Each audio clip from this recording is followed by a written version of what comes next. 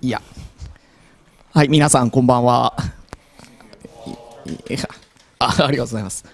今日はですね、オラクルコードデブツアージャパン in 大阪ということで、関ジャバつまり、JAG と、オラクルのその、全国ツアーというのの一環として、今日はイベントを開催しています。So, we have many guests today, and この中で去年参加されたという方、手を挙げてみてください。People who took part in the last event of this tour. Yeah. About More than 10 people? Yeah, more than 10 people. Yeah. でですね、ちょっと進めていきます。見えてない。出てないですね。来ました。はい、This is today's time schedule program agenda ということで、20分ずつ5名の方に、セッションをしていただきます。で、全編英語となっておりますが、おそらくそんなすごいスピードとかそういうことではないと思いますので、皆さんその技術用語が分かればある程度の内容は聞き取れるのではないかなと思います。で、間に、カンジャバのメンバーの方からライトニングトークということで5分だけそれを挟んでおりますので、それが20時5分に挟まります。Welcome to Osaka, our JAG. I'm a leader of this JAG. My name is Koichi. And so, 何かいいことあるかなI'm 大丈夫です。はい、皆さんこんばんは。どうもこんばんは。日本楽西川でございます。私も一緒にスティーブ・セバスチャンと一緒にバイクで回っているわけなんですけれども、はい、私は実際にはこれもしかしたらスクリーンが見えるといいな。セバスチャン、could you please show the screen? OK? Thank you. 日本地図です。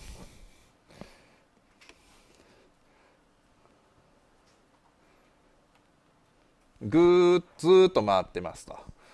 で、東京、ちょっと私の絵で今隠れてますけども、東京を5月4日にスタートしたわけですね。で、セバスチャン、スティーブ、そして、私の、同僚である伊藤隆ですねが一緒にずーっと回りまして、初日に諏訪湖、次の日から、熊野、竜神スカイラインを越えて熊野神社のあたりですね、熊野古道と言われているところに行って、そこから和歌山から徳島に渡り祖谷の村ですね、であと四万十を経由して、さらに八幡浜から別府に渡り熊本阿蘇回って、熊本からが実際のデブツアーのスタートでした。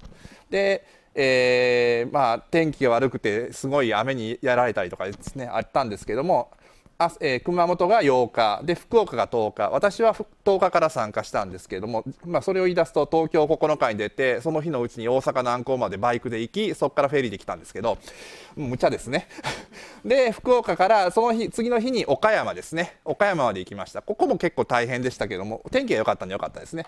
で岡山から大阪、昨日到着したんですが、皆さんご存知の通り雨でございますね何さすねんっていう感じでしたね。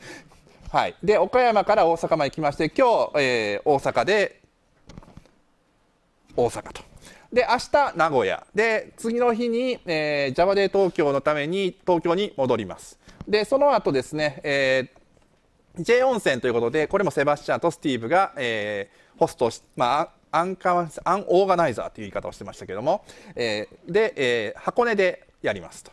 で2泊3日でやるんですね。でその後、セバスチャンとマシューやったかな、が、仙台と札幌に行って、で最後 JJAGCCC で締めるという状態いうのが今回のオラクルデブツアージャパン2018の一連の流れでございますと。はい、でですね、ちょっと時間長くなってしまって申し訳ないんですけど、まずは、19時5分もう過ぎてしまいましたけども、10分ですね、ちょうどそろそろということで、フェルナンドからですね、ランニング Java アプリケーションの Docker ということで、お話をしてもらうと。で、その後、だいたい20分単位で、タイム、スロットは20分でございますと。each time slot is 20 minutes for first presenter is Fernando, and second Edson, third Sebastian, and lightning talk for from JAG members 5 minutes, and after that Andres from about L2C benchmarks, and after that depending decrypting tech high for the busy coder by Steve. And after that, if time remains, I talked about the presentation on asynchronous database access. OK? ということで、ここからスタートしたいと思います。ということで、Fernando, are you ready? OK?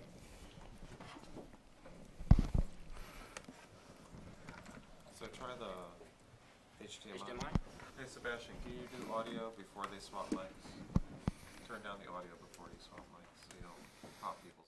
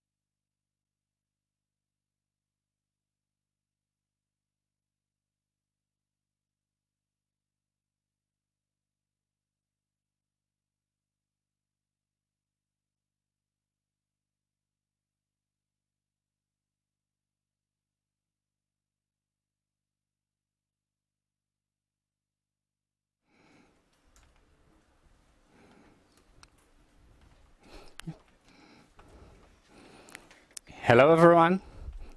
Thank you for joining us here. My name is Fernando. Unfortunately, I speak no Japanese at all, but I'll do my best to speak slowly and clear. If you need to interrupt me, just raise your hand. Raise your hand, please. I'm a software engineer. I'm an architect, Java developer. I'm from Brazil. I have about 20 years of experience, and I'll talk today about Java applications running inside Docker containers. But before I begin, I just want to ask a few questions. There's no wrong and correct answers. Just help me to shape this presentation. Who here knows Docker? Who here have no idea what Docker is? Okay. Just who here is running Java before the version 8? Version 8, 7, 6, 5. Who here is not running Java at all? Okay. So before you beginning to deploy your application inside a Docker container,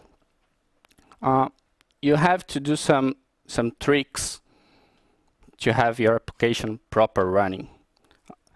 I'll talk about memory allocation, CPU allocation, and some random numbers, because that makes some problems if you don't do the proper deployment. I'll do some live coding. It's not real live coding because I recorded it, but I run the code inside Oracle infrastructure. But these demos you can run inside every virtual machine. It will work as you see here. All the codes are inside the GitHub, so you can download and run the samples after this presentation. The memory allocation is one issue that you need to take care. The first example that I will show is running inside my computer with this setup inside Docker. I gave 2 CPUs and 4 GB of memory. And what I'll show you is a sample application that only eats memory. It's a hash map that keeps allocating memory, so you can see the memory consumption. But before that, I'll just run inside a Docker container a free command. I run a Ubuntu container with a free command, and I'm giving 512 memory for this Ubuntu container. But as you can see, I gave 512 memory to the container, but when I run the free command gives me 4 GB of memory. That's the entire Docker. It's not limiting my memory. That's because free is a node software, and free does not rely on control groups, and Docker is a control group software. Free relies on the /proc device of Linux. So I'm limiting the Docker, but the free software see the entire Docker, not only the memory that I limited. And do you know another old software that cannot be controlled this way? It's called the JVM. If you limit the Docker memory, the JVM does not see this limit, and it is used as much memory as Docker have. This is the sample application that we are going to run. It's just eat memory and print how much memory I have left. I'm using a Docker Maven plugin just to simplify our lives. This plugin can build the container automatically. When I run Maven clean install, for example, it connects to my Docker and deploy my container, and it's ready to run. So let me show.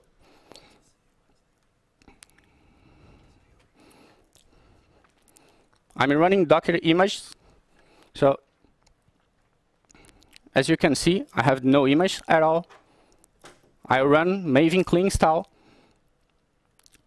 It will go through all these steps and build my application, build my container, and deploy my container inside Docker. So when I run my sample and I'm going to consume all memory inside the Docker, what do you expect to see? Maybe an exception like this, an out-of-memory exception, because I'm consuming all the memory. So let's run the application. I will issue a command, docker run. I will limit the memory of my container to only 100 megabytes. And I will run the container memory sample. It starts consuming memory. But as you can see, at the end, my application got killed. But the application wasn't killed by the JVM itself. The application was killed by Docker. That's why we don't get an exception. We got the kill command. So one thing we can do if you're running a Java before Java 8 is exporting a Java options to the container itself. And then we can run the Docker command again, but this time limiting the memory and also exposing an environment variable to the Docker itself. So the Java options will contain the XMX option, and I'm telling the Java application that my container is limited to 100 megabytes. And now I got the out of memory. So the JVM is aware of the memory.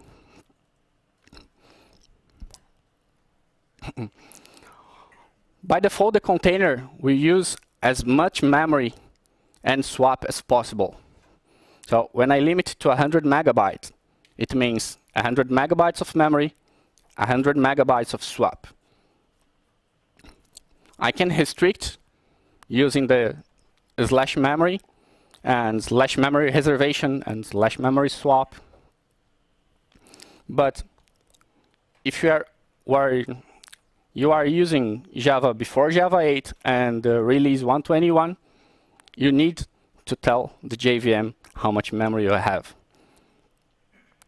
If you are using Java 9 or the release 131, you don't need to take care of the memory because the JVM relies on control group, so it knows how much memory the container has.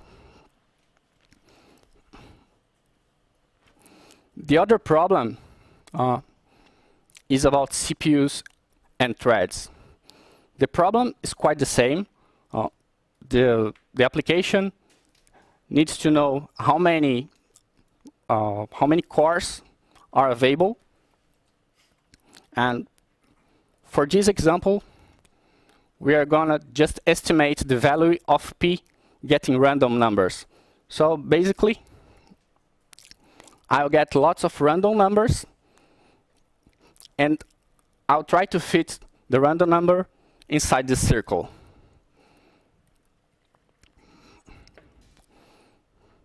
Then I get the area of the circle, the area of the square one by one.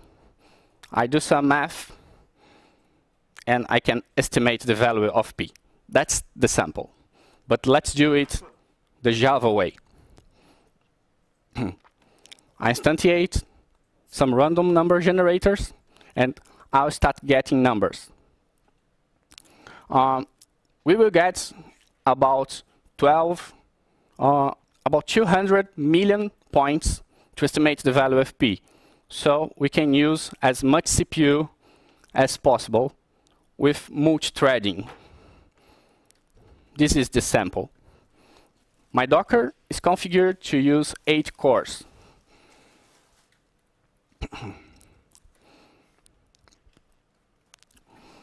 Let's show the first demo. I'm running the application. I print how many cores the application can see. So the application can see 8 cores. And I start to grabbing some points. I have a loop variable just to do the math 4 times, so we can see the difference. My application then see 8 cores. But what if I want to limit the application to only a few cores. My applications know how many cores are available to the runtime environment and the available processors. And I will limit how many CPUs my application can use using the //CPUs option. So I limit it to 2 CPUs. But when you see the info, my application saw 8 cores, not only 2. And the problem is the same because we are limiting with control groups. The application is relying on /proc, so it cannot see how many cores are available. The first example took about 2 seconds to calculate, to estimate the P. This one is taking 7 seconds. That's because Docker is limited to 2 CPUs, and it's only used 2 cores. But my application is trying to use 8 cores. So I have no enough cores to this quantity of threads. One thing we can do, I can limit the CPUs using the // option, and also I can use the CPU set to bound to specific CPU IDs. What I'm doing here is I'm telling Docker to use 2 CPUs and only the CPU 0 and the CPU 1. When we run the command, now my application only see 2 cores, not 8 anymore, because I'm bounding to CPU 0 and CPU 1. But it's quite confusing to use this because you need to know which ID you give to each application. But as you can see, the time that each interactions are better now. It's almost half. One hack that we can use is called LD preload.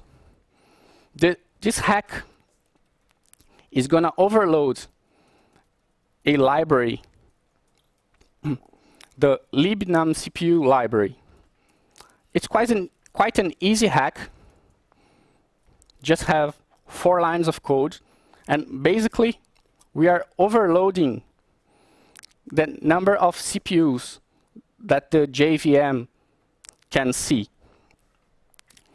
We are exposing another environment variable, the underline num underline CPUs, and if it has value, we use them. If it has no value, there is an we use the processor. So as I expose another environment variable, now I can set the environment variable num CPUs that's going to be available to my application. When I run it again, my application only see 2 cores because it's aware of the number of cores now.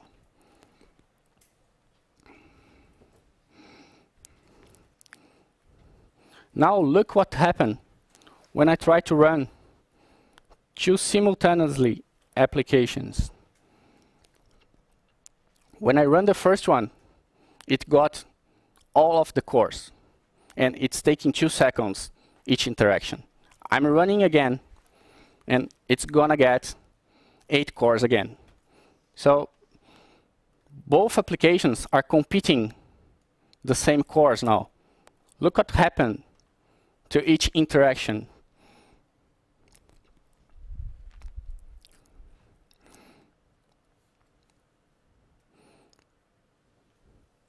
And now let's limit the CPU. And each application will use only 2 CPUs now. So each interaction is take 4 seconds, 3 to 4 seconds. And I will run again the same application on the same machine. When the application starts, you will see that each interaction will keep its timing. It's not increasing anymore because each application is using only 2 cores now.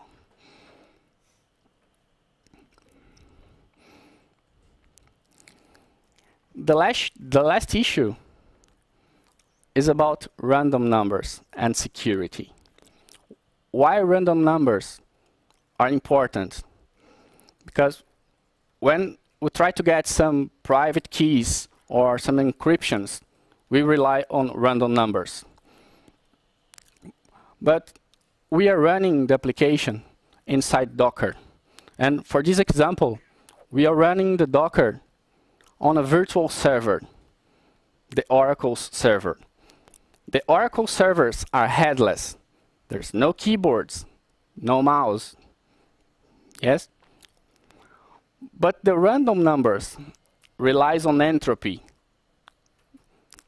The entropy is the amount of noise that the servers capture from external device, for example. As there is no mouse, there is no keyboard, there is no entropy.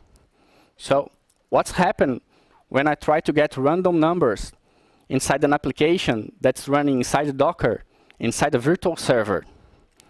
Let's see. The random number generator relies on a device when you run the application inside the Linux box, for example. It relies on the /dev/random device. This device needs entropy. And as we know, there is no entropy anymore. So, oops, sorry. This demo is gonna try to get 2 bytes of random numbers. And that's it. It's a simple demo. Let's see what happened when I run the demo inside my Docker. I'm running the demo.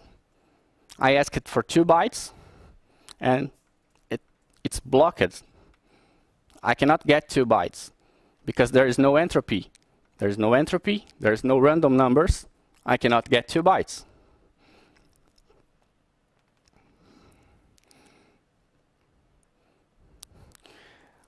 Now the green shell shows my local computer. And I'll try to get bytes from the random device. I can get, because this is my local computer. My local computer has entropy.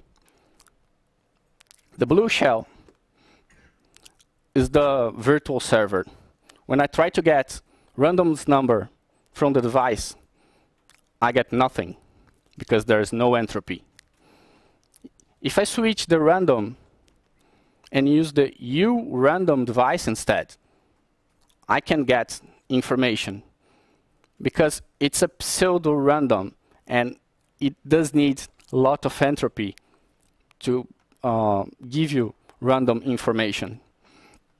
But if your application is used for security purpose, we cannot change the device because there is no security if you use urandom, because the randoms are predictable if we're using this way. But what we can do to solve this problem? We can use a software inside the remote server. For example, the Havage daemon. This application just provides entropy to the server as it has mouse and keyboards. It keeps providing entropy to the server.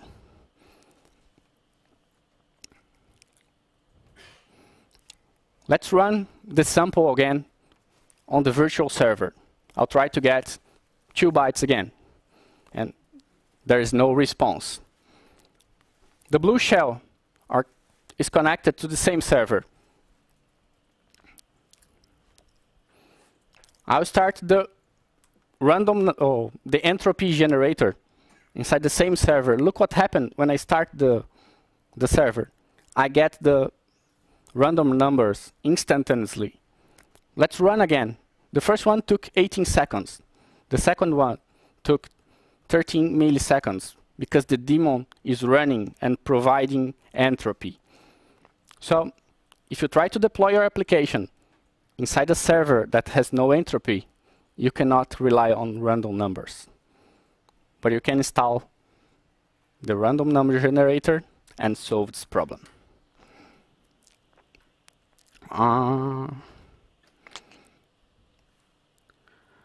I was gonna talk about debugging, but there's no time. So that's it. Thank you very much.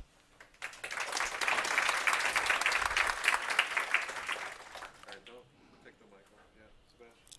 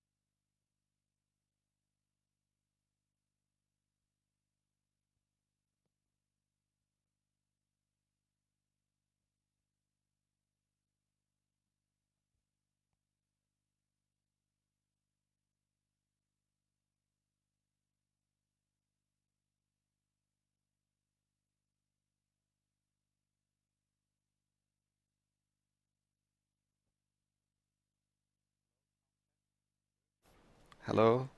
Sound? Louder? Louder? Good? But I'll speak louder. Yeah, that's fine. That's Fine? ready when you are. Okay. I'm ready. Okay. Good. 皆さんこんばんは。僕は柳エジソンさんです。僕はブラジル人です。僕のおじちゃんとおばちゃん日本人です。今、僕は英語を話す。どうもありがとうございます。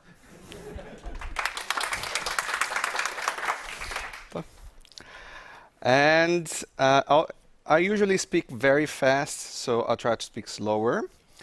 And we're going to talk about a bit about Kubernetes, especially if you're already familiar with some Docker concepts. So thank you, Fernando, for explaining that. I'm a director of developer experience at Red Hat, and my Twitter handle is at Yanaga. I'm also a Java champion and a Microsoft MVP. And since we're discussing Kubernetes, it's very interesting that Fernando mentioned some challenges running Docker applications. And the nice thing is Docker changes the scenario where developers are trying to deploy their application into production. But when these same developers try to use these containers in production environments, they faced many different challenges. Luckily, approximately 3 years ago, Google and Red Hat, they started to develop an open source project called Kubernetes, which is based on the same technology that Google uses to deploy approximately 2 billion containers per month. So most people think that if Google can deploy 2 billion containers per month, maybe your company can deploy their 50 containers per week, like in a safe way. So, Kubernetes has become the de facto standard. So all of the major cloud computing providers these days, they already support Kubernetes. So I'll try to explain some major concepts of Kubernetes so you can start playing with that yourself. And the first one is that traditional container orchestration using only the abstraction of containers, which I'll use Huayo to represent that. But Kubernetes uses the concept of a pod. And I know that for native English speakers, which is not my case, for example, pod might seem like a real simple concept. But after talking to some people, I just learned that pod in English represents the collective of a group of whales. So after we realize that a pod in English means a group of whales, it's much easier for you to understand that a pod in Kubernetes is a group of containers. So every pod might have one or more containers. At least one, but you can have 2 or 3. In fact, later, Sebastian probably will show you that you can have more than one container, and how you can use that on the same pod, so I won't explain much more. But most applications, when you start developing there, you have one container per pod, but as your complexity increases, you might add more than one container on the same pod. Okay? And I'll let Sebastian explain that to you. So, why should we use pods? For resource management, for resource sharing, inter-process communications, and also Kubernetes uses some labels to organize your pods, because you might think that you're only deploying your application into production, but as your environment evolves, you will be deploying your application, the other team will deploy another application, but all on the same cluster of servers. So it's very nice for you to be able to organize. You're saying, oh, these pods are from this application, these other pods are from the database, these other pods from the other team.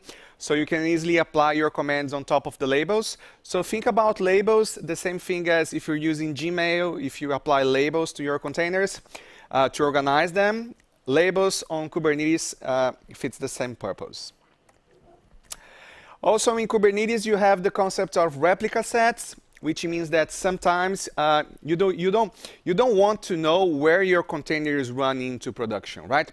You just say to Kubernetes, I want at least 3 instances of this container running to production. Then Kubernetes automatically manages that, so it will replicate these containers in at least 3 instances of these containers. And if this node goes down, Kubernetes will know, oh, this host is down, but this application needs 3 instances, so it will automatically start a new container instance in another host.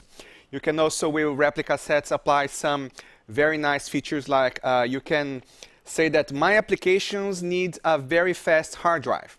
In fact, it needs an SSD, but only some servers on your server farm have the SSD. So Kubernetes will know that this application needs a very fast I/O. So it will only instantiate these containers from this application on the servers that have SSD. So Kubernetes is smart enough to do that with the replica set, and allows you to, if your application has a spike on demand, Kubernetes can like increase the amount of instances that your application have, and can also decrease them when your demand decreases.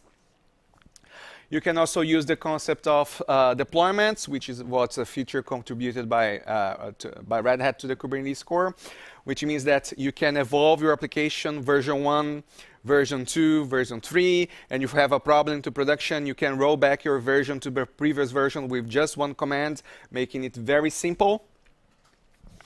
Also, you have the notion of services, which means that you have transparent access through your cluster. When you have your application, you don't know where your application is running on the service. On the other hand, you need to access this application if you're using like HTTP to access that. So what does Kubernetes do? Kubernetes creates an abstraction called services. You will call the service endpoint, and Kubernetes will automatically distribute the load of the service between the multiple instances that you have in your backend. Okay.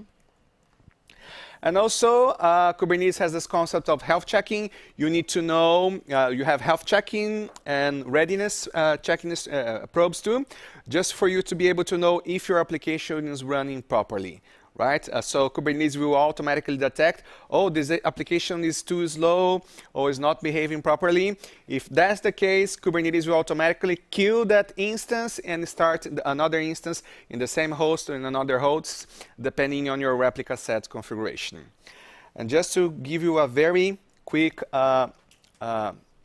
sense of how does it work with a Kubernetes, I have here on my machine a Kubernetes cluster running.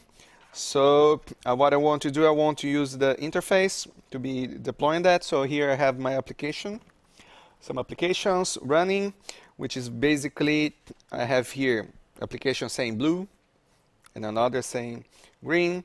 If I want to deploy a new application, I just say deploy. I can give the image name and say Yanaga master, and I'm going to deploy a purple application.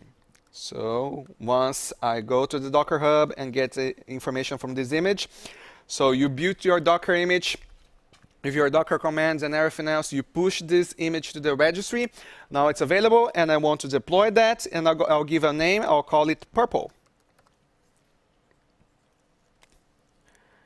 There's already one, so purple 2. Oh, sorry. Just because I was testing that before, and deploy. So I just deployed this application. Where is that? Oh, it gave me this name. So you can see here that I have one pod. If I want to access that externally, this is a feature of OpenShift, but I'll just create a route for you to be able to see that. And if I check here, it should be purple. I only have one instance of this application running, but if you want to scale, Kubernetes can scale your application. You just say how many pods do you want, and you get 3. And once they are ready to receive requests, you will see that the interface comes to blue. And if you come here, you can keep hitting refresh. Now, how does it work? Suppose that one of these instances is failing. I'm going to kill one of these instances. You will see that Kubernetes will automatically create another one for me. So I'm going to be on the CLI.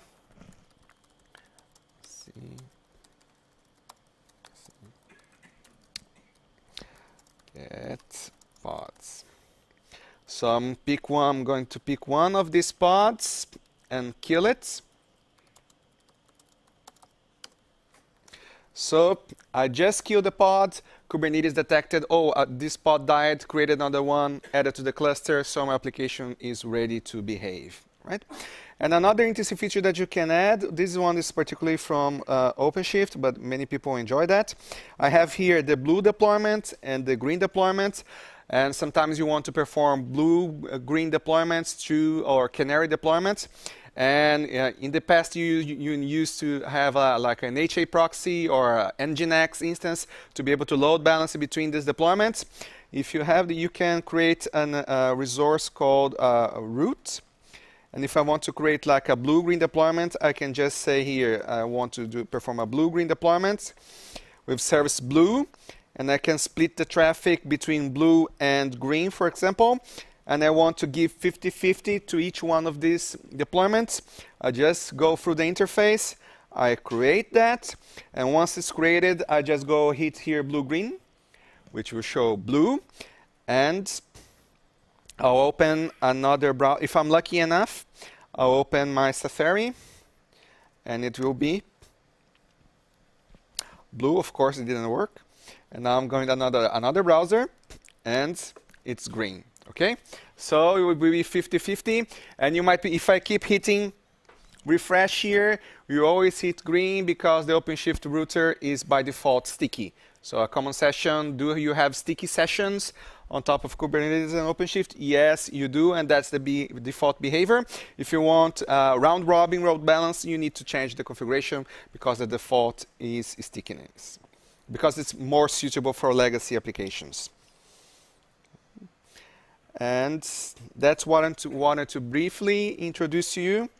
I think I even saved some time, right? And 皆さん、どうもありがとうございます。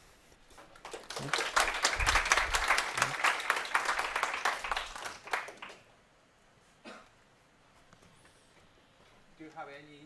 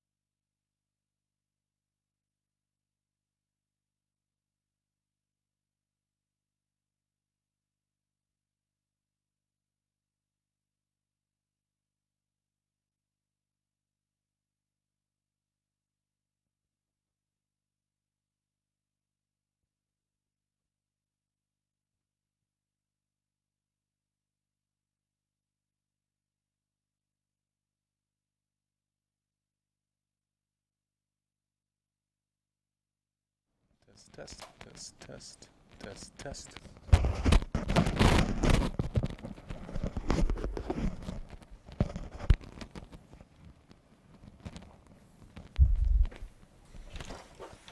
It's not plugged in. It's too short.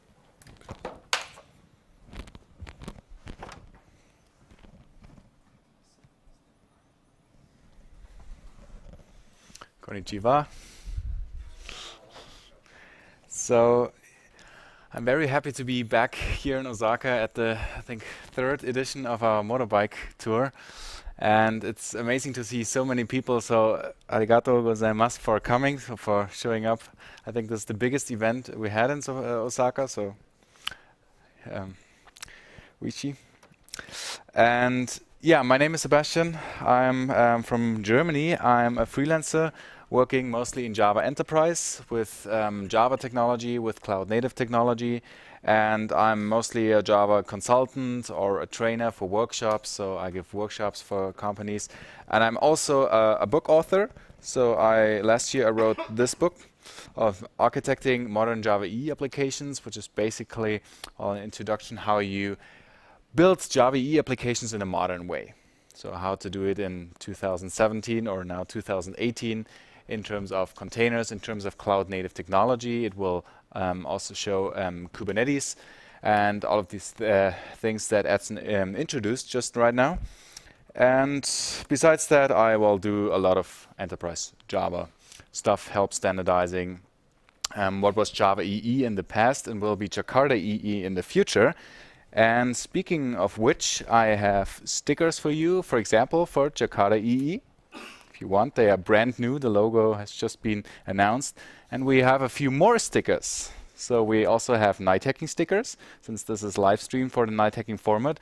And we have Duke Onsen stickers for our conference that we co-organize here in Japan. So you can get all of these stickers, but you have to do something. You have to ask questions. So only if you ask questions, you will get stickers. So I challenge you to ask a lot of questions. If you have questions, just raise your hand and you might get a sticker. So this is about service meshes. So basically, what our talks were, the first previous talks about containers, Docker containers. And then Edson talked about Kubernetes, about container orchestration. And now we put one more on top with service meshes and what service mesh technology is.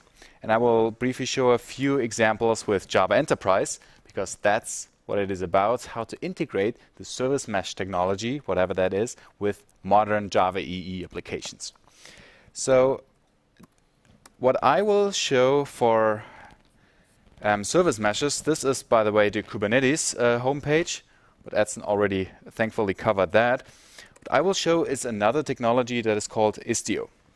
And that is the most used implementation for service meshes.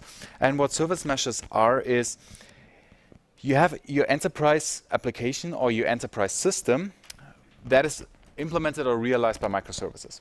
And with all of these services, with all of these applications, of these deployments, you need to add a few technical cross-cutting concerns. So it's not enough to just deploy something and then just happily run it in production. You have, for example, to add telemetry data, monitoring, tracing, stuff like that. You have to add resiliency. Right? If your service calls another service, you need to have timeout, things like resiliency patterns like bulkheads and so on and so forth. And you also want to have some more, what is here called intelligent routing. So some load balancing or a few scenarios where you would deploy a newer service and then you would gradually route to the new one and so on and so forth. And now you can imagine if you had to add all of these concerns into your microservice deployments, that's a lot of work, right? Because you split up maybe a big enterprise system into small microservices, and now each and every service needs to take all these concerns into account, right?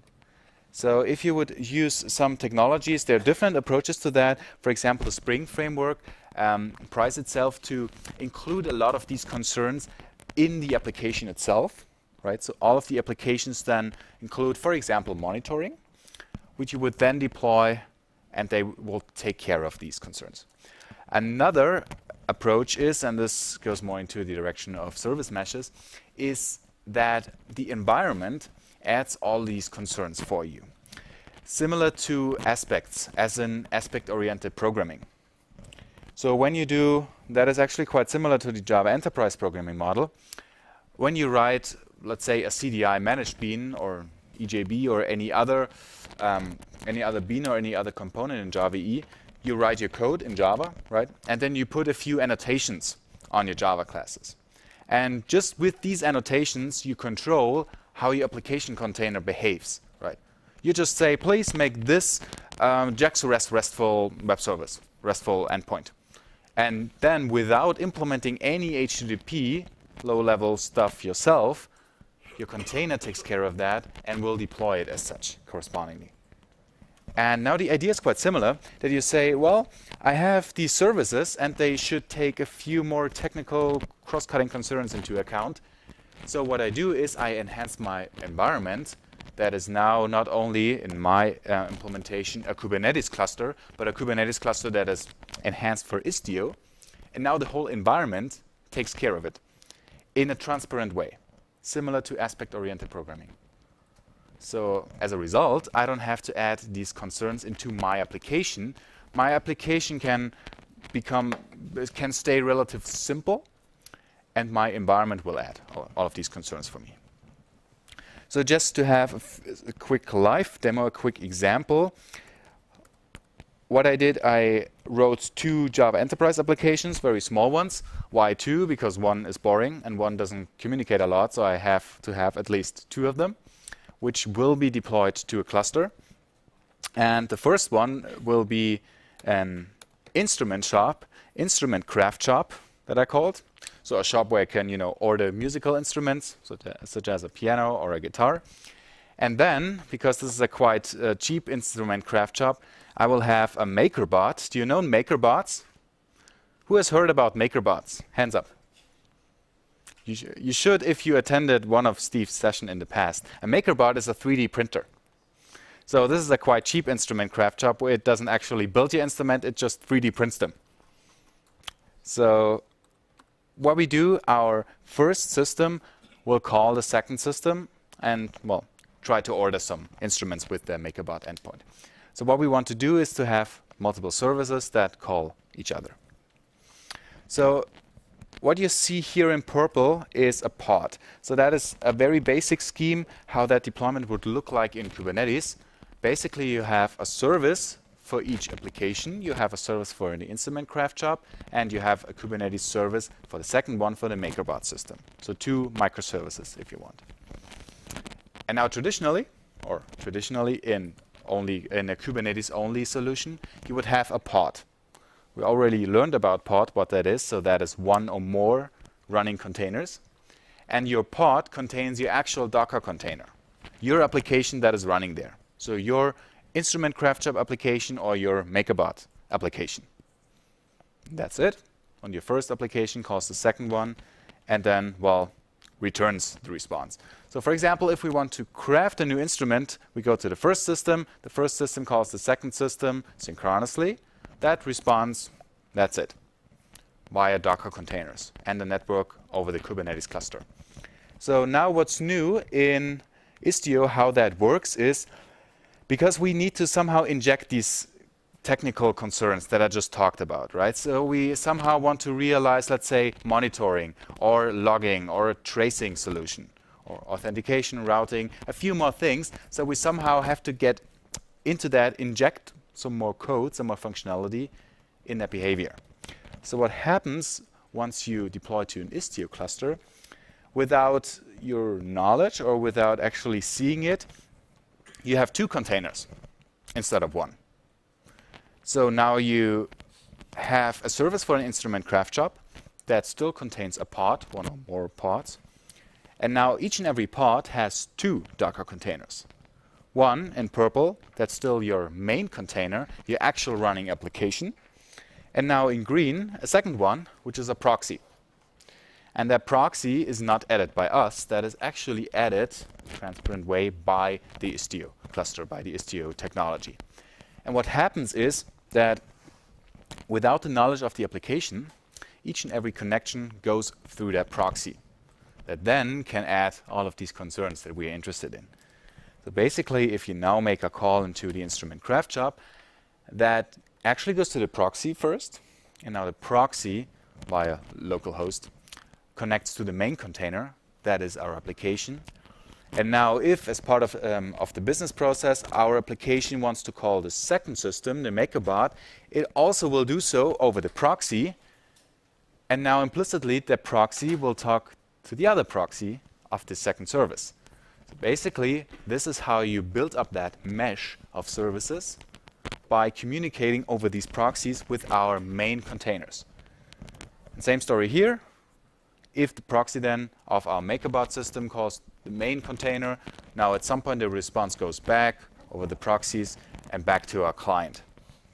And this is now how we can inject these technical cross-cutting concerns, because the proxy will take care of that. It will add monitoring, it will add routing, and all of these other concerns. So for example, if you would add monitoring, well, then the proxy logs everything that happens in your connections and emits these statistics. Or if you would want to do some more sophisticated routing, what you would do is build up multiple services of your backends, and now the proxy can decide within the service mesh where to go based on some circumstances, for example. So now you can hook up into that system and provide some further complex scenarios. So this is basically how that looks like. And since we do not have too much time today, I just briefly want to go into that. The code is all available on GitHub. So what I have is 2 enterprise applications that run on Java EE, that run Java EE 8. And these will be, well, deployed to a Kubernetes and Istio solution. So what we do is, and this I already prepared that, is that we add, this is the first system. So here you can see the Maven build file. Sorry, Andres, I built it using Maven and not Gradle. But it's a very simple project. It actually doesn't matter that much. So you build that project, that application as a WAR file. And then what you do, and this is, if you're familiar with Docker, then you might have seen that. This is a Docker file that is based on a Docker base image, where I use a Java E8 server.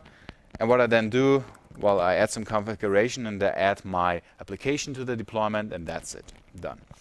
And now I have a Docker image that contains my application and everything that my application needs in order to run. So an application container, Java installation, the operating system binaries, and so on and so forth. And if we do it really properly, then what we just heard in the first talk, we also include some JVM arguments for the correct heap size, and so on and so forth, right? And now that needs to be deployed on a Kubernetes cluster.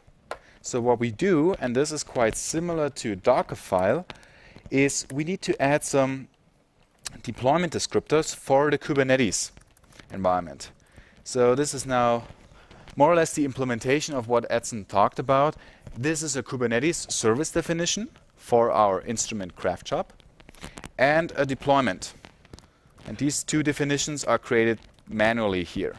So what that is it deploys a service, which is our logical abstraction over our instrument craft job application, what you saw in the diagram. And then we want to have a deployment that basically manages our pods.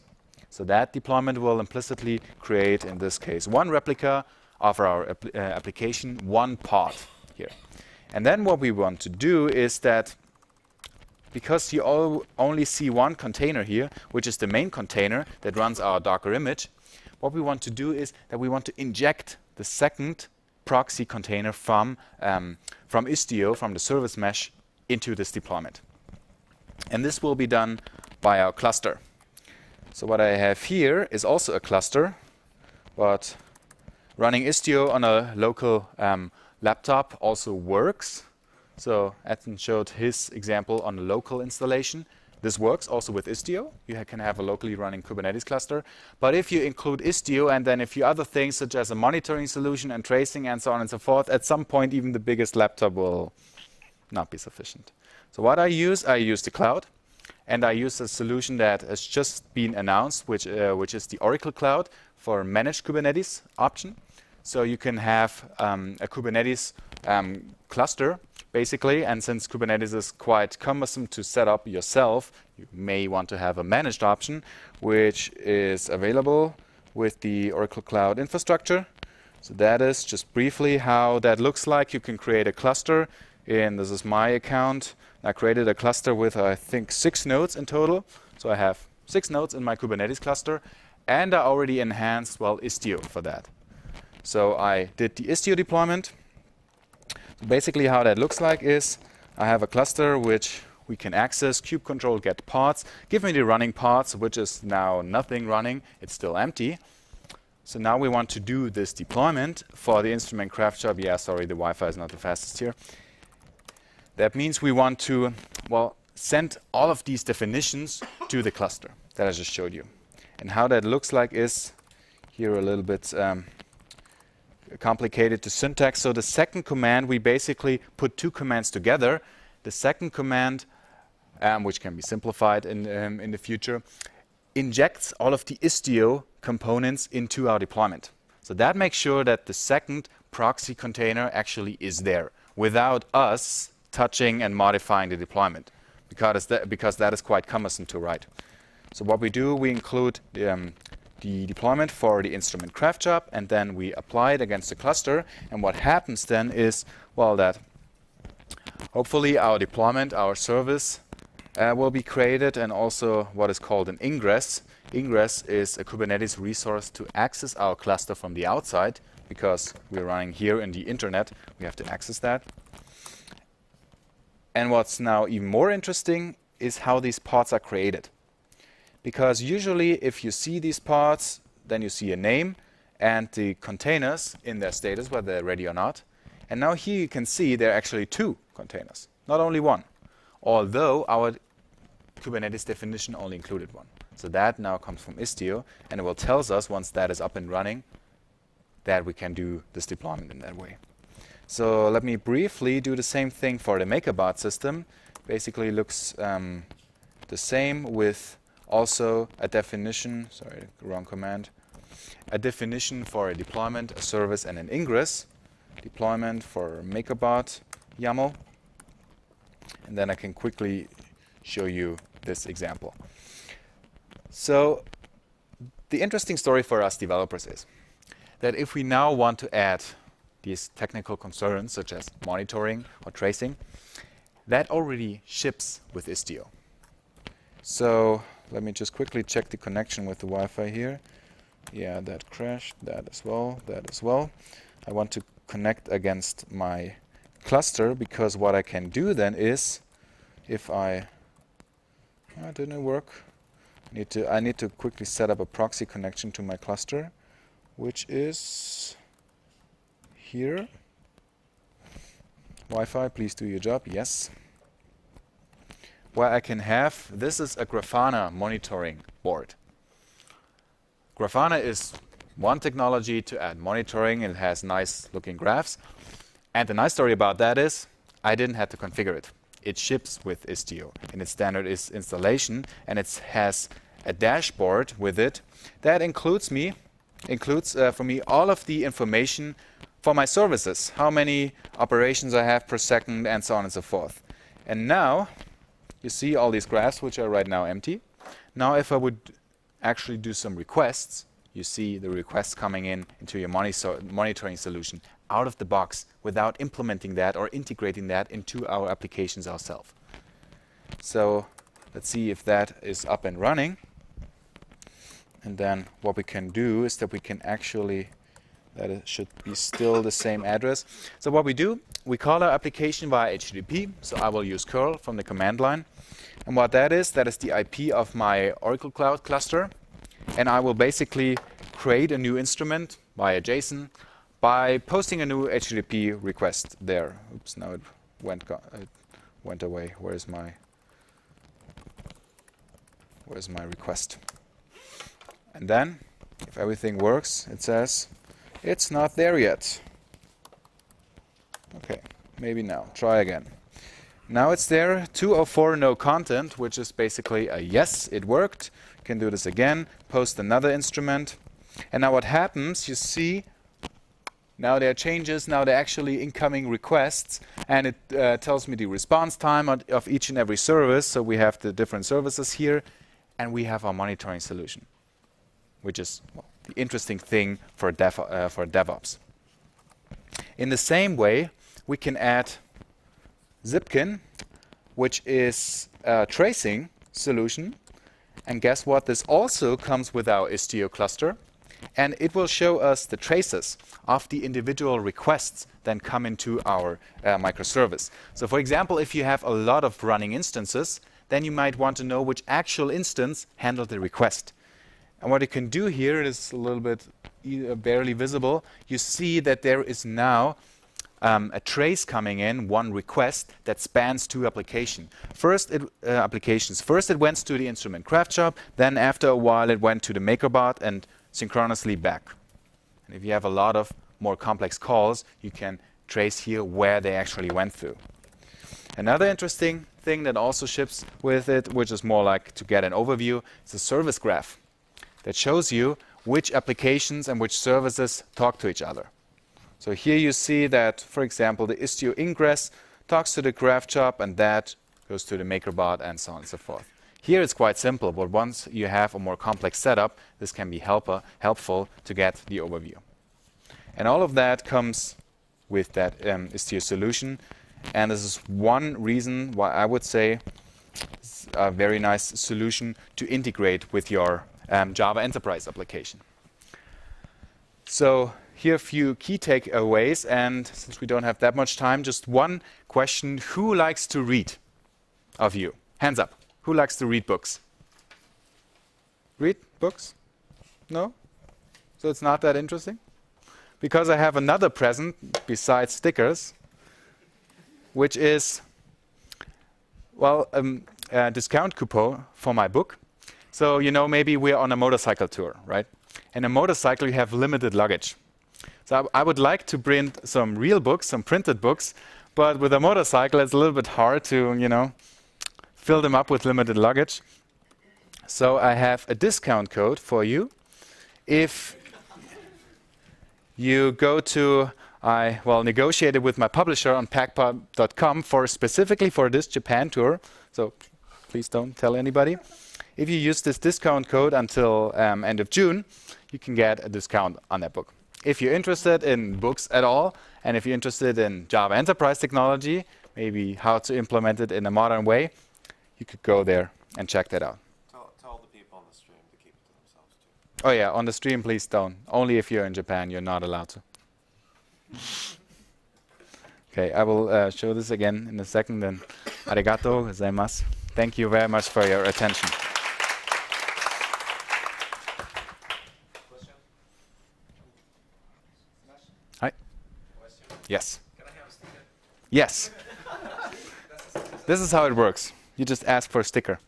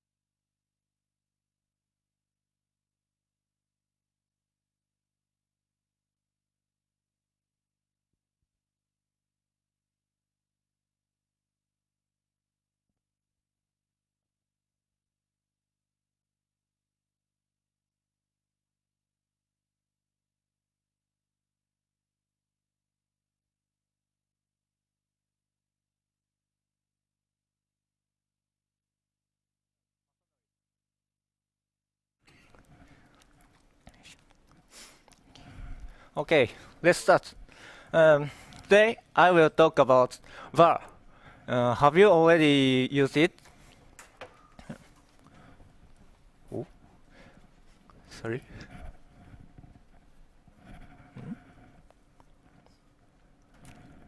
Oh.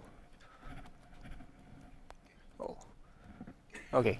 Official name is local type inference. Local variable type inference, and it infers the type from right side value. And if the type cannot be inferred, the compiling error is occurred.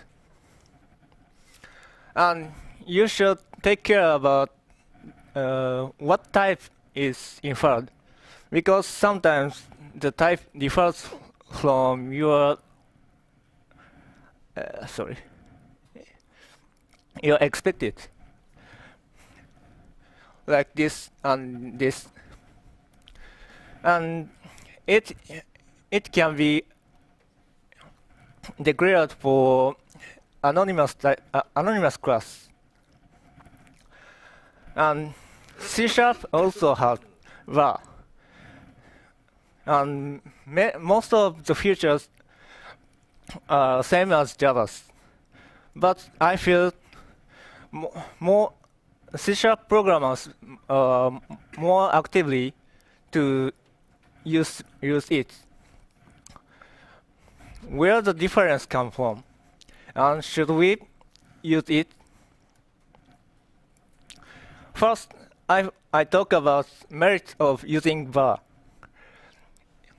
First, it improves readability because the code become shorter, and it induces better naming because the type name omitted from left side, and the programmer must compensate the information from with other parts. And if the preset type is not important, it makes me treat the type ambiguous. For example, in this code, if the method of getNames, the returning type become array of string, I don't need to change this code. And next, I talk about demerits. It reduces readability. This code, I don't know what type will be returned, and even if I know what type come back, but this code name is not good. And second demerit is it risks type mismatch.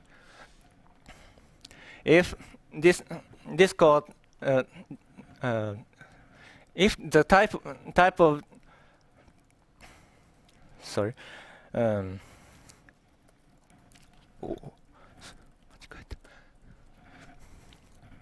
if the type mismatch happened, but maybe I don't know about this because the compiling error maybe not happened. So if the variable needs a precise type, you should write type explicitly.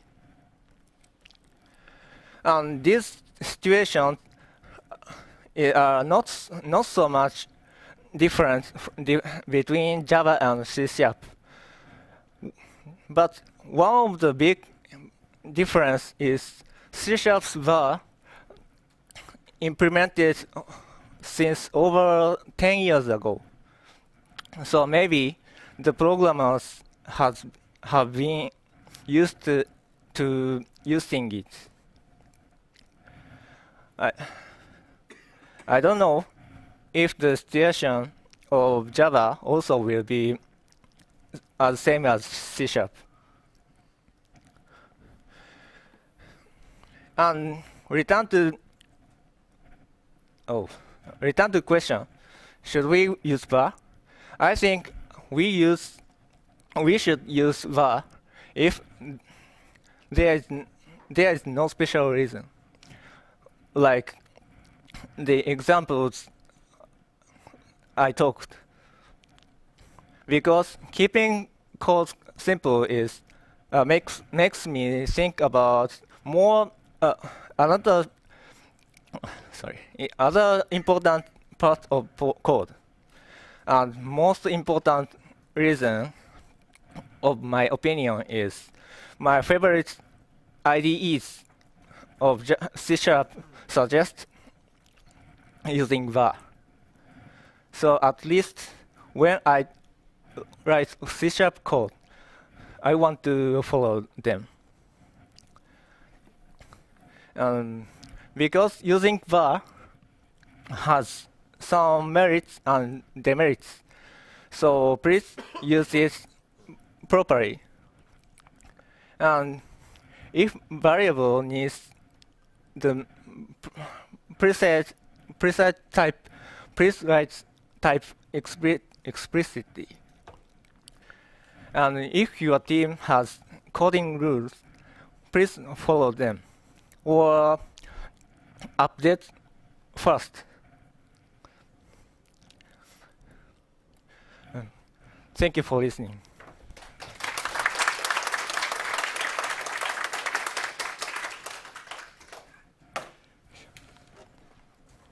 Thank you for delivering a presentation. And the next session.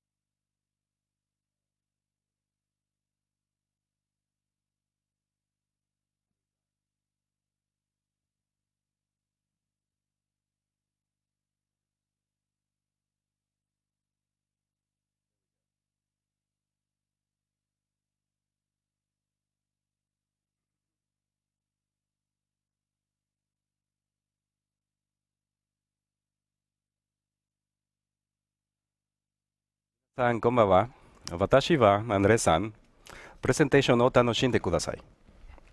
hope I did it well. So we have a few minutes to discuss L2C benchmarks. L2C stands for second level cache. So I'm going to change things a little bit. My colleagues have been talking about Docker and containers and virtualization. I'm going to talk about a specific application. Say this will be JPA based. We're talking about persistence, a standard Java EE, or maybe a Spring Boot application that requires persistence. The code that I'm used for the presentation and the benchmarks can be reached from that particular URL. The one on the bottom is the same, but it's shortened. And I will tweet also the slides so you will get all the information. So the setting is the following one. I was working with a customer, and they had a big standard JEE application. And they were running on WebSphere. I think it was WebSphere or WebLogic, one of these things that are kind of old. And they wanted to consolidate everything under one roof, under one provider. In this case, they chose JBoss. So they had a lot of technologies from different vendors, and they wanted to put everything in one place. They needed eventually to migrate from Eclipse Link into Hibernate. And they found out that Eclipse Link was giving them a lot of benefits with the caching support that it provides out of the box. But with Hibernate, you have to configure caching on your own way, and there are many ways to do it, and there are many different providers. So we didn't know exactly which one to pick. We had some measurements that show that Eclipse Link was very fast. The replies were in the 2 to 4 seconds range, so that was pretty good. But when we did the migration to Hibernate, the responses were coming from within 40 to 80 seconds. That was definitely not acceptable. So what we had was measurements made by hand. We were looking through the log files, trying to match the entry point and the outside point for the operations to see where were actually the timing. So that will not scale for the amount of measurements and tests that we needed to run. So what we wanted to do eventually was to figure out if there was a combination, Hibernate caching, that could work for this particular thing. We had the following candidates. Infinite Span, which is also from JBoss. Hazelcast, very well known. EHCache, I think, is one of the earliest solutions. And Caffeine, which is another open source option. Actually, all of them are open source. And it's also very, very fast. What we needed was a way to make accurate measurements. That was really important, to make sure that we can replicate the production or the test environment so that we can have good numbers, repeatable executions. So our first approach, and this was kind of like the naive approach, we wrote a JUnit test. And it kind of worked. The idea was to use an entity manager to load all the data, to put it in memory, and then using another entity manager, because both of them share the same entity manager factory, we will hit the second level cache, and we will measure the operations made on the second entity manager. We chose to use H2 as an embedded database. We chose a small data set, and we simplified the parent-child relationship within the entities. We only had read-only queries, and we run for 50 iterations. I'm saying this because even though the code was already running on the cloud, making sure that we were able to run all tests all day long for a particular scenario will take a long time for the IT infrastructure to set up. So we decided to fake a little things by using embedded databases and few other things. This will be important coming in the future. We'll use Eclipse Link as the control. That is a time that we need to beat. We'll also configure Hibernate without caching. That will also be another baseline, see how it reacts. And the 4 different candidates. The code, the unit test looks like this. Here's our very basic measurement. The important bit is right there in the middle. This one that says execute benchmark. This is the code where we're going to warm up the entity managers, and it looks like this. We create a factory, it's straightforward. Create a factory, create entity manager, load data, execute some queries on that, create another entity manager. This is the one that we actually want to measure, and then return. Even though it's quite simple, the looks can be deceiving because we made a mistake here. The list of measurements, which is the things that we are collecting, we decided to use a synchronized list. It doesn't make sense. So actually, all our tests were slowed down a little bit. But the advantage is that all of them were slowed down. So we were back in the base. So we got these numbers. Eclipse Link, as I said, was very, very fast. Loading and then hitting the second level cache. Close to 5 seconds. Pretty good. Then look at the other ones. Hibernate without caching is quite slow. And Hibernate with plus the other caching solutions, turns out that Hazelcast is the fastest one, followed by Caffeine. These numbers are measured in milliseconds. So we already had an idea of where things could go. Okay. But warming up the cache, that operation is expensive. And so the conclusion is that once we have warming up the cache, it looks very similar to Eclipse Link. But there are a few other problems. Remember that we fake it out the data. We changed the shape of the data, the relationships, and we're using an embedded database. If we were to run this in production, we will get different results. So what happens also if the data set does not fit in the cache? We will have cache miss. So we need to replicate that as well. So we follow a more test. We added more JUnit tests to do something like that, so we can load and then remove from the cache or make it call again while the application is running, and then hit it a couple of times, then clear it again, many different things. And eventually also, instead of just doing sequentially, we will do it in parallel with concurrency, because in the real world scenario, you have multiple users hitting the database at the same time. The code is very ugly. You will see it on the GitHub repository, so that's why I'm not showing it, but it works. And we got something like this. The control, I don't think it looks very well, but at the bottom, Eclipse link is at this level. So that's our control. This is Hibernate without caching. The first hits that you see there is loading the data and warming up the cache. Very expensive. But once it's loaded, most of the caching solutions are very close, very small. And this is when we're using a big data set. The other one was a small data set. So it looks very good. Eclipse Link and Hazelcast and Caffeine are here on the low level. This red one is InfiniSpan, so it's spiking. But this one is ESCache. It's going like crazy because it's accessing disk like crazy. That is what's happening. OK, not bad. But then here's something that we noticed. We're running so much code inside the same process, and we had to fake out concurrency. One thing that we're not taking into account is that the JVM, if we have generated a lot of objects, we'll eventually have to garbage collect that data. Our test times being affected by garbage collection process. Is there something else that's going inside the JVM process that make our numbers go in the direction that will give us a false sense of security?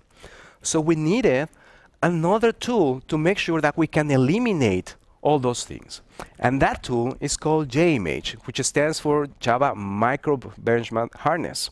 So what we can do this, we can use JImage to run very tiny benchmarks all the way to the macro benchmarks. These kind of JPA tests can be seen as a macro because we had to set up the container, we had to set up the persistence, the database. There are a lot of things that need to be set up. The advantages of using JImage is that concurrency is supported out of the box. You can parameterize benchmarks. For example, we can say for the same test case, we can supply the small data set or the big data set. And we can have warm-up iterations to make sure that the JVM process is already ready. All the optimizations, the JIT compilations have happened. So when we do the real measurements, it is like your production code has been running for a while, and you got the most optimal time to do the measurements. I will not show you the code, and you see in the repository, but here we got the numbers. At the top, again, Eclipse Link is our control number. And for the small data set, when we're hitting the L2C cache, we got this number, so it's quite fast, 8 seconds, and this one is loading. And then we compare it with Hazelcast, which is the fastest one. It is very close to Eclipse Link. If we look at this graph, this is the small data set. Eclipse Link is at the bottom, Hibernate without caching, and the other solutions follow closely. When we have the big data set, we expect a lot of cache miss and file access. Eclipse Link, again, is very fast. Hibernate without caching, a little better. And then the other ones are going really bad. Again, AHCache, don't use it. Again, this is using default configuration.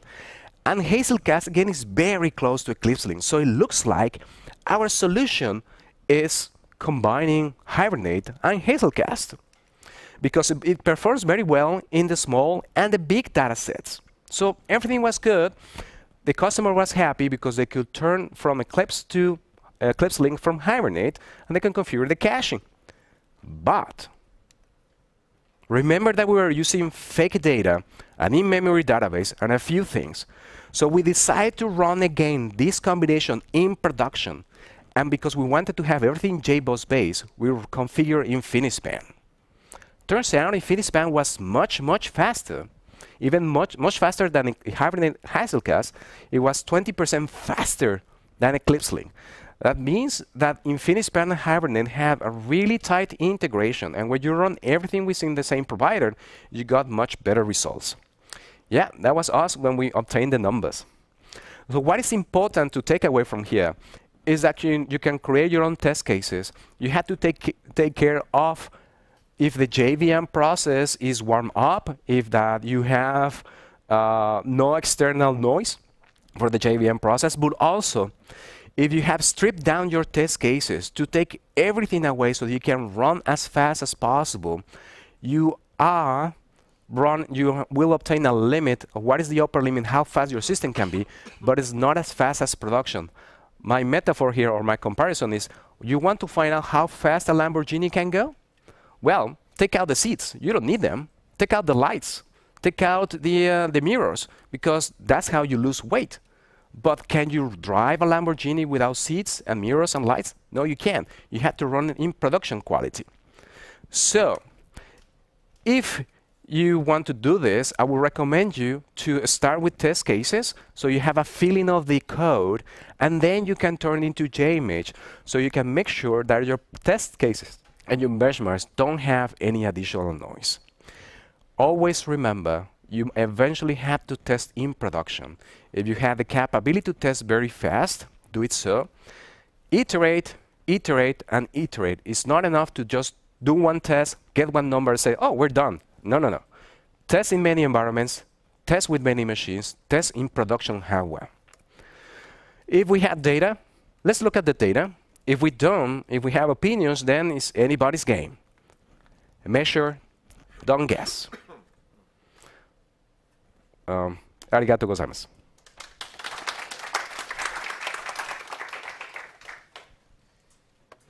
You want this? All right.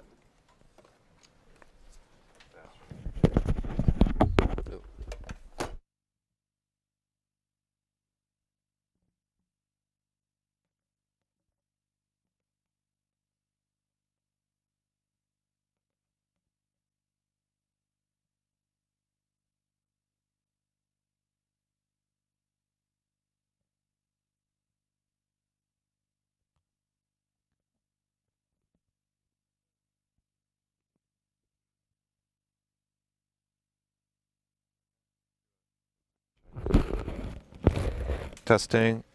1, 2, 1, 2. Testing. There, that helps. Testing. 1, 2. Sounds good. Okay. Minasan, konbawa. Boku wa Stephen Chen. I'm going to talk about some technology trends. And we're going to very quickly go through 3 technology trends today. So the first one we're going to cover is blockchain. Anybody try blockchain? Yeah, okay. Few people. Second one is chatbots. And the last one we're going to do is serverless computing. And let's see how we're doing on time. We will go through these fairly quickly, and I can't promise any time for you. 15 minutes is very short. Oh, and I run the Oracle developer community team, and also I'm the tour coordinator for all of our prestigious speakers who are out here. So blockchain is probably best known for Bitcoin. So Bitcoin is a technology for digital currency. Does anyone own some Bitcoin? Oh, few. So how rich are you? How many Bitcoins you own? Secret. It's a secret. Oh. How about you, Fernando? You gonna share? Half of a secret. And how about our jug leader? How many Bitcoin? So the reason why these guys don't want to tell you is because if they tell you that they have 5 Bitcoin, their 5 Bitcoin present value is worth $50,000. So you could be sitting in the room with some millionaires who are very, very rich. Maybe that's why you come out here, Fernando, right? You sold some of your Bitcoin to get your ticket? That's why I'm not working. So Bitcoin has really taken off, but a lot of this is speculation based on it being a digital currency. And you can see that it hit a peak and then it dropped back down again as people realized that it has a slightly inflated value. And there's actually multiple cryptocurrencies. So Ethereum is another cryptocurrency as well. So the real value in cryptocurrency is anonymity, ability to spend across different geographic borders, and using it as a transaction currency between different real currencies. But one of the disadvantages of these digital currencies is they consume a lot of resources to run because they use a peer-to-peer blockchain network.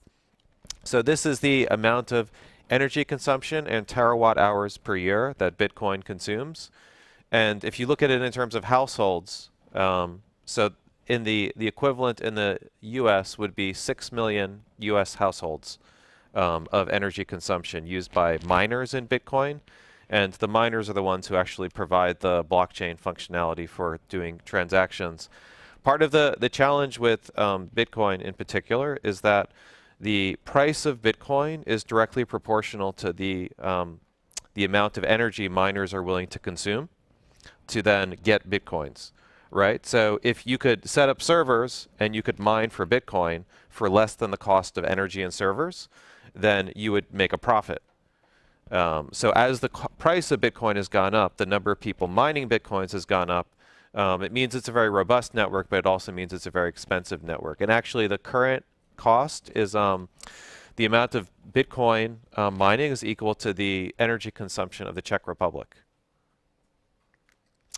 So this is how blockchain actually works. So you have a bunch of transactions going on, and all of these transactions are hashed together using a Merkle tree. And this is how you get a single hash value, which gets installed into the ledger. And then you're incrementally adding additional blocks to the Bitcoin.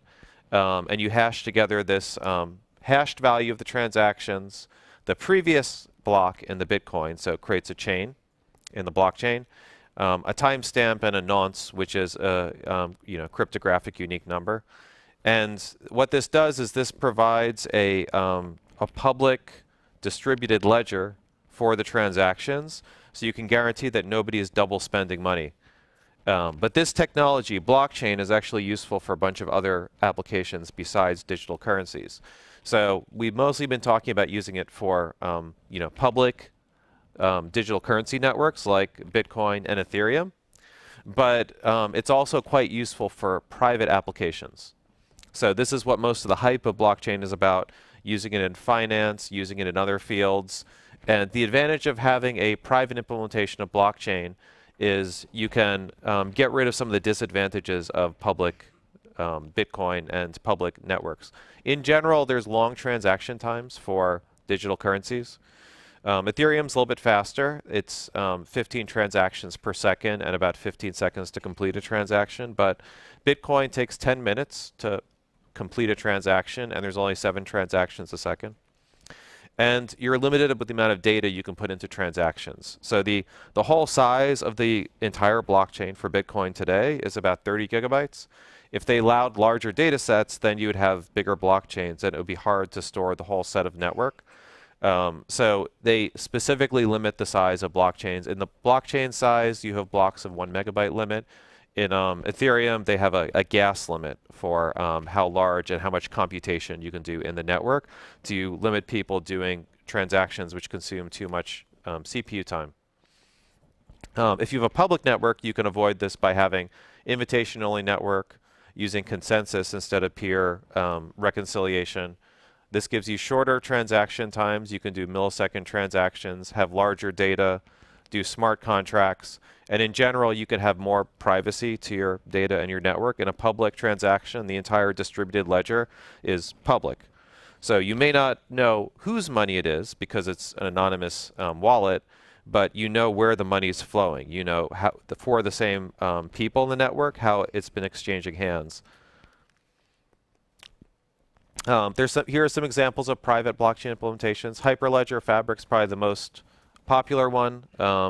And this allows you to have different pluggable implementations for how you resolve your transactions, how you do smart contracts. You can do them in Go or Java language. And you can do cryptocurrency as well with Hyperledger. Cordova is more tailored around financial. So this specifically lets you put legal language inside of the blockchain to represent legal transactions. And then it does transactions by consensus with notary nodes. And the last one is Ethereum, which has a private enterprise version as well. And this does ledger level mining proof of work, just like in the public networks. But it also supports smart contracts in its own custom language called Solidity. And it has, of course, has a built-in cryptocurrency because it starts from a cryptocurrency.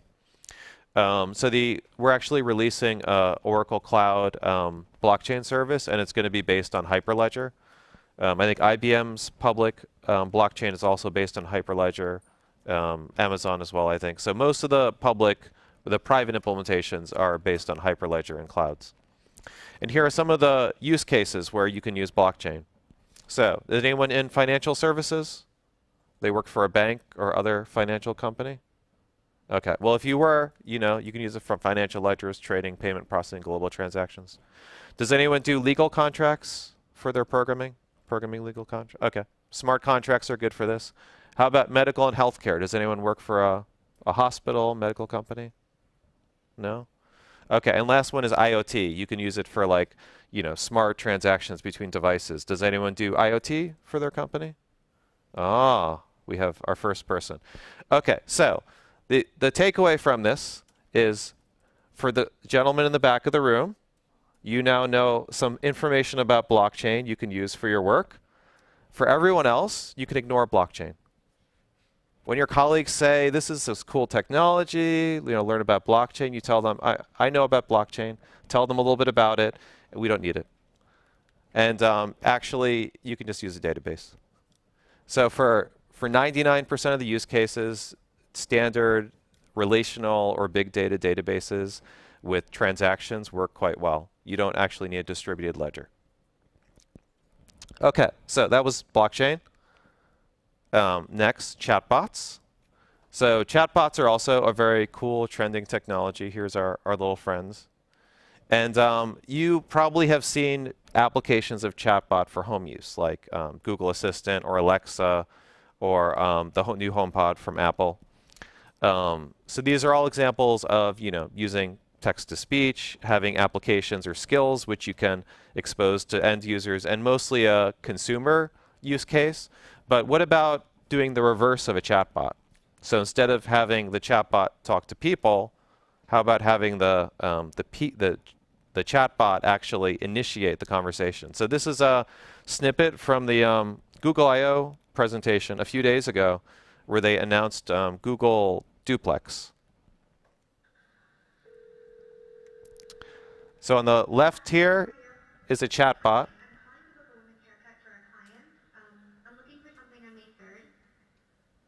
And the right is a real person.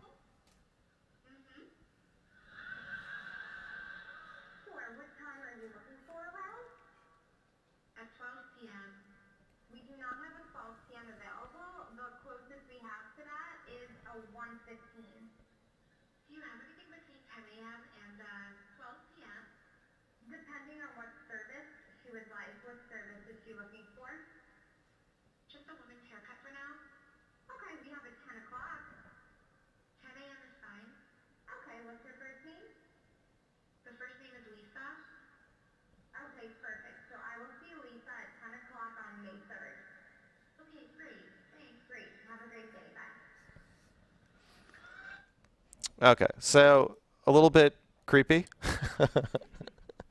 As you can see, they intentionally put in like small pauses, and like little colloquial things, so the chatbot feels more like a human. And one of the problems with this, if you notice, the chatbot never said that it was a robot. So there's a small ethical issue with having computers impersonate people, so Google's going to fix that with the final version. So maybe we don't need chatbots.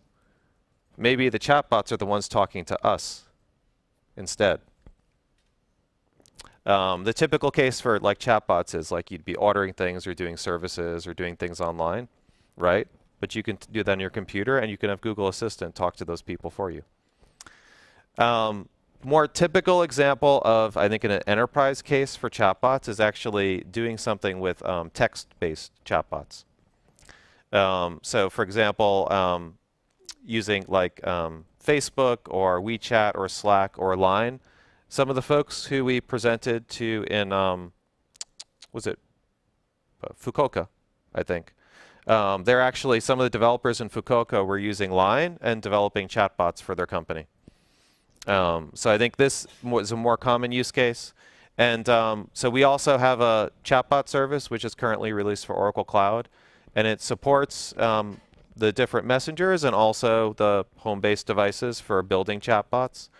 And basically, the way you build chatbots from a programming standpoint is it's all about creating sets of rules and pattern matching for your chatbots.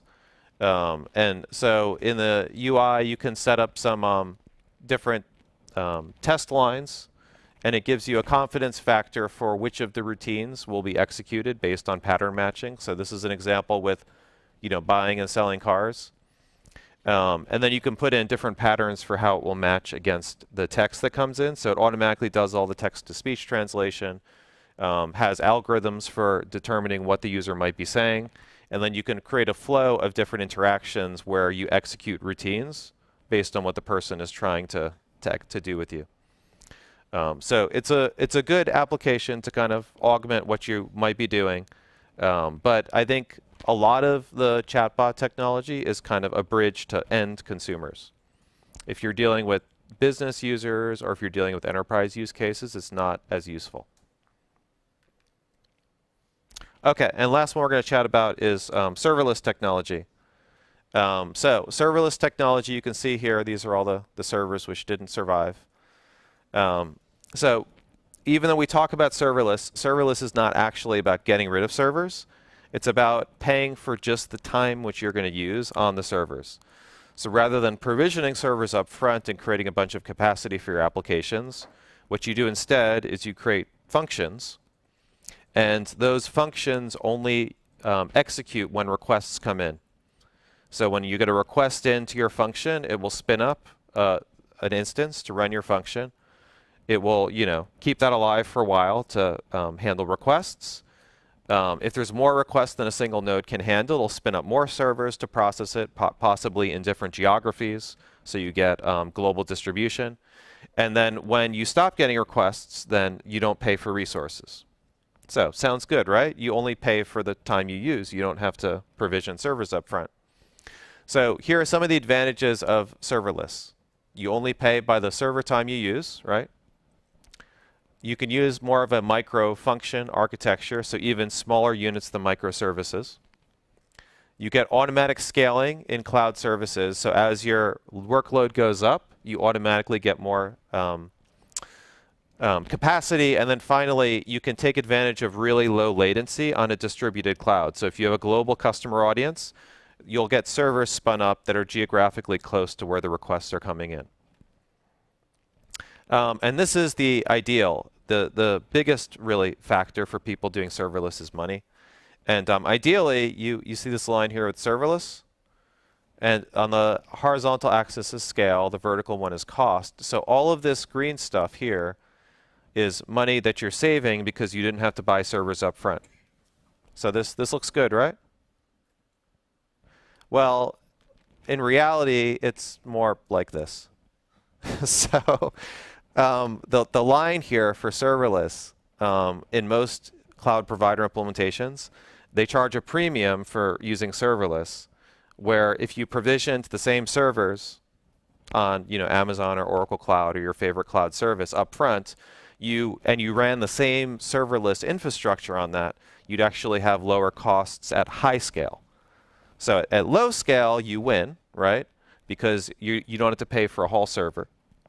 But then as you scale up, typically you pay a premium for serverless costs. You get the other benefits, possibly not the cost savings. And you have to calculate this for your use case, right? So it varies based on the provider, but there's a lot of hidden fees. One is the general cost per transactions in serverless. Another one is they often charge you for API calls. So when you get a request in, you have to set up an API gateway. The API gateway will take the HTTP request, transfer that to like a function, and you're paying for both the functions and the API gateway. And typically API gateways are much more expensive than the serverless. So there's some proprietary serverless frameworks, so Amazon Lambdas, Google Cloud Functions, and Azure. And the disadvantage of these is once you buy into this model, you're kind of trapped because you're running against their proprietary implementation of a serverless model. You can't go between different cloud providers, and you can't run the application yourself locally. More recently, there have been a bunch of open source serverless frameworks. And so all of these, the FN project, which is an Oracle project, OpenWhisk, which is Apache and also sponsored by IBM.